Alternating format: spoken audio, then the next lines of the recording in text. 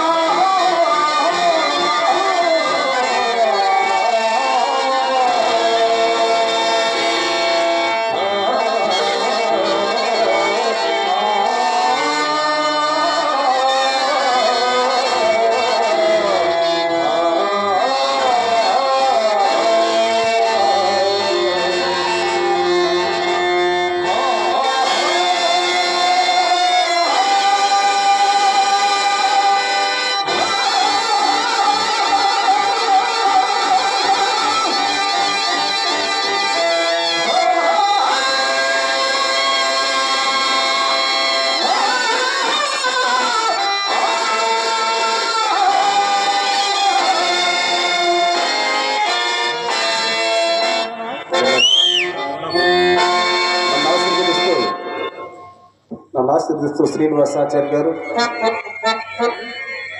500 రూపాయలు కానికి ఇచ్చారు. వారిని వారి కుటుంబాన్ని సర్వదా కాలాల తండ్రి ఆయురారోగ్యాల భోగభాగ్యాలు కల్పించాలని చెప్పేసి మనసారి కొడుతా ఉన్నాను. అర్జున, నా మేనత్త కుమారుడవై అనంత సహోదరుల సుభద్ర పెరిపెట్టి ఉండటం మరంతివై ఆత్మమిత్రుండమైన నీకింత దురాచరణకు కర్తవ్యమేమి? అఖిల రాజవంశములలో నాకు పరాభవం తెచ్చుట నీకు భావ్యమేనటయ్యా. స్వామి, ఇస్మత హృదయ గోచరము వారి అంశము చతుర్దశ భువనముల ఎందునూ లేదు. నేను నీతో కలహోచ్చాసిన ఇంటినో లేక ఈ అనివార్య వైరములకు దుర్భర విచార కామ చేతస్కుండనైతునో నీవా ఎరుంగదువు.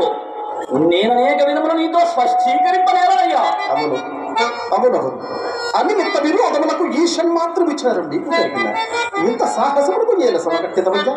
ఆ భార్య భగవంత మన స్నేహితులకు మన ఇరువురకు పగలే ఈ భోగములలో అత్యంత ఆశ్చర్యములందు నీ హృదయ స్థితాభిప్రాయములు ఇదిగో ఈ లోక విరుద్ధ కార్యములు చెప్పుచున్నది.